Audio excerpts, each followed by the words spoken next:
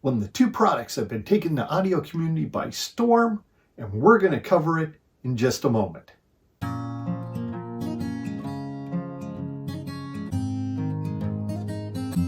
Hi everybody, Mark from Audio Pursuit. In this episode, let's talk about that $299 wonder, the Wiim Amp. There's a reason why everybody is so excited about the Wiim Amp. It's because it is so chock full of features that it's mind-boggling.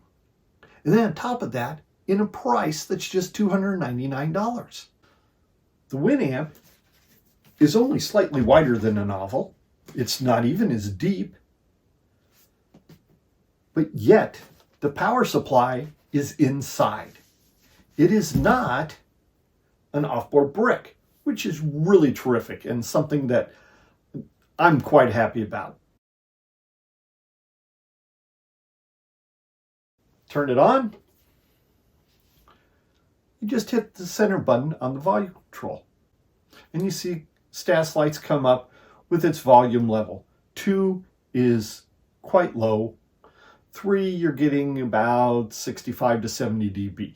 So you'll be able to recognize real quickly where you stand with your volume setting.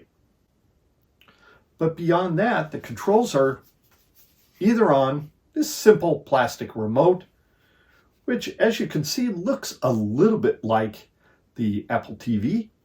You have your 4 presets along with the mute button, your input button, and then you do have the ability for voice activation. Otherwise, that's it there, because most people are going to use their phone or a tablet. On the backside, you got a 4K HDMI ARC, the power receptacle. You have a LAN for Ethernet, USB, your left and right audio input, subwoofer out, and then a very nice quality for the price, 5-way binding posts. One thing I hate about many manufacturers anymore, they don't include all the types of wires you'll need. Wiim, they don't do that to you. You get a set of RCAs, optical, the power cord of course, and then finally HDMI 4K cable. Really, very nicely done.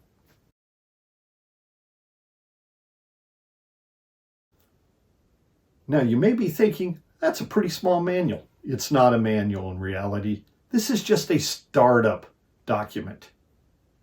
What you're going to want to do is take your phone or tablet, open up to the QR code, take a picture, and then you will download the Wiim Amp.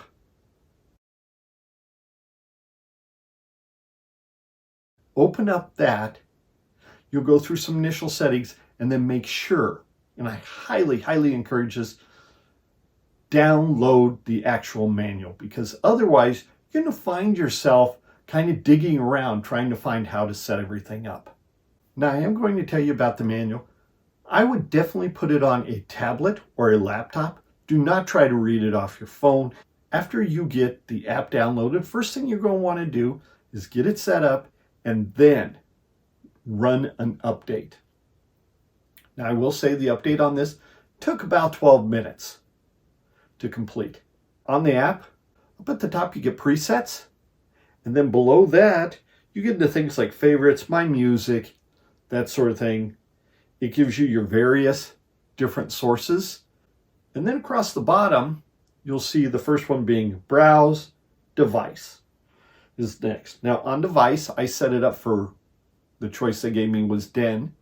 Now here's something very important to watch, that this one area where the manual isn't as clear as I thought it should be. The little gearing right there that you see in the box, if you touch that, then you get into the details.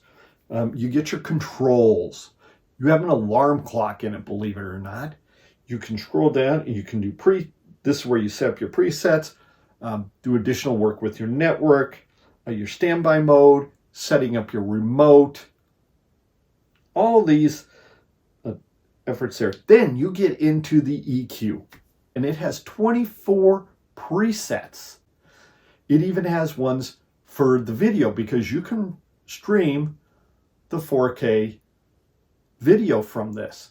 So you can set up that way. You can set it up for acoustic, jazz, hip hop, rap, classical. It was mind-boggling, all the different presets. Far more presets than what you get on the HiFi Rose. As you can see in the EQ, you actually have 10 bands of control, double the HiFi Rose software, which is just amazing for the $299 price tag. Once again, you can turn off the EQ if you so wish. Your audio settings, you strictly just get your left and right balance and whether you want stereo or mono. The output choices are speaker out, Bluetooth, or AirPlay receiver. Next up is the subwoofer output. And really, what a nice setup by the engineering team at Wiim. You can adjust your levels and then your crossover frequency, so just like what you would otherwise. And then you can set your phase as well. Finally, you have your 5 input choices: Wi-Fi, Bluetooth, line in, optical in, or HDMI. Now, I have tried all 5 and no problems, no hiccups with any of them. Smooth, consistent operation. You also have audio sensing of optical and HDMI, line input resolution, and then per source volume control, so you can adjust it depending upon the source. For the people who plan on using it also for watching movies in a simple, 2.0 or 2.1 setup, you have the HDMI power control. So the TV wakes up the amp automatically.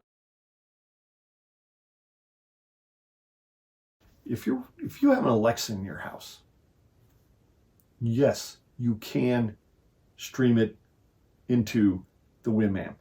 You have to do some adjustments on both the Wiim Amp software as well as the Alexa app software. Just be forewarned, it takes a few minutes, but you can get it done and it works smoothly. For those of you running Chromecast audio, same holds true there. If you do Apple AirPlay, which is what I used, the AirPlay system works as well. Once again, just remember to swipe from the top right corner to get your controls to work it. You got your speakers hooked up, you've gone through your settings, you're ready to stream that music and listen. What do you hear? Well, first of all, the Wiim Amp has 60 watts per channel into 8 ohms or 120 watts into 4 ohms. Yes, this is Texas Instrument based ice power. The DAC chip in it is the ES Sabre 9018. Now, this isn't the most recent model by any means, but it is a nice Sabre DAC chip, and it does a fine job. No question. I am going to say, with the amplifier section, even with 120 watts per channel at 4 ohms, this amp really didn't do anything for my Magnapan 0.7s. It just doesn't have the current to truly drive them. Yes, you hear music, but it's kind of flat and very uninvolving.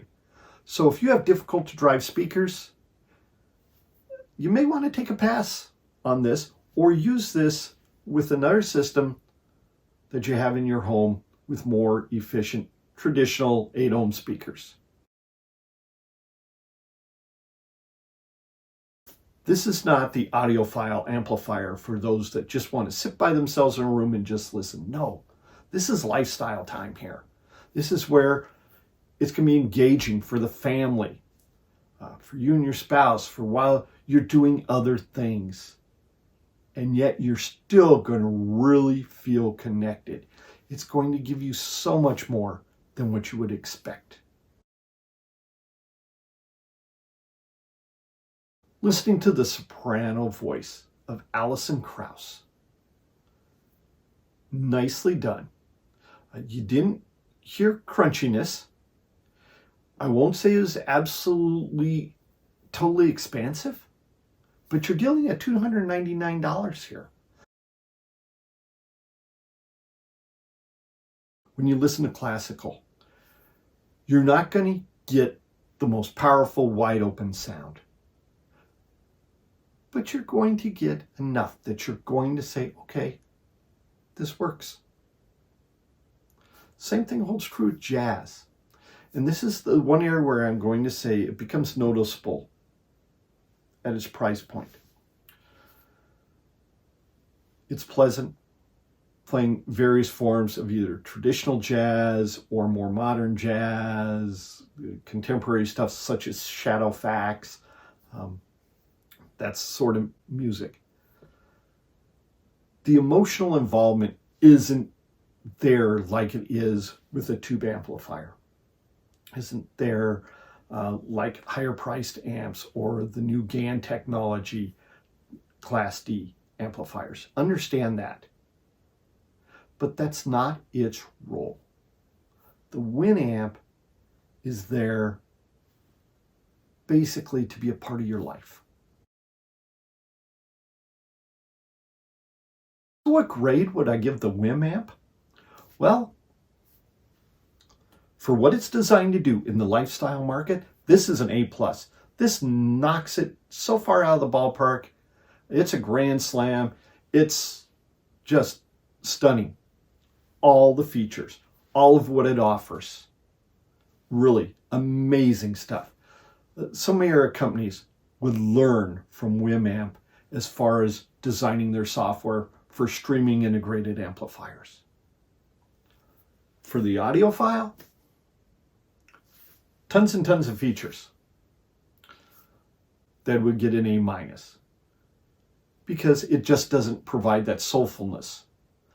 But the feature set, even if you're not going to use the EQ, which normal circumstances I would not, there is so much under the hood of this unit. It's phenomenal. I can understand why people were just taken with the Wiim Streamer and the Wiim Pro Streamer.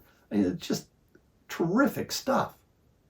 If you're looking for something to send with your kid to college, for a family room, for a simple 2-channel or 2.1 channel home theater setup with music, just something where you just want to listen and have conversation and everything else, and you want to move beyond the Bluetooth, then the Wiim Amp is really the product for you. And it deserves every accolade that you have heard about from all of us YouTubers, written reviews, and so forth. This is an amazing product. And someday I hope they make a version of this using GaN technology. And maybe with some preamp outs, because they did that.